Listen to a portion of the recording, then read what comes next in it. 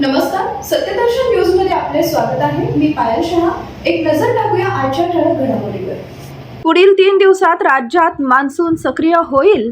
Monsoon पुढे सरकण्यास राज्यात पोषक वातावरण तयार होत आहे। पुढील 3 दिवसात राज्यात पुन्हा मान्सून सक्रिय होईल असा अंदाज हवामान विभागाकडून वर्तवण्यात आलाय। चक्राकार वाऱ्यामुळे मान्सूनचा प्रवास रखडलेला होता, पण आठवडाभरात मान्सून पूर्ण महाराष्ट्र व्यापेल असा अंदाज तज्ज्ञांकडून व्यक्त केला जातोय। मान्सूनसाठी राज्यात पोषक वातावरण तयार होत असतानाच काही ठिकाणी पावसाची शक्यता वर्तवण्यात आली आहे।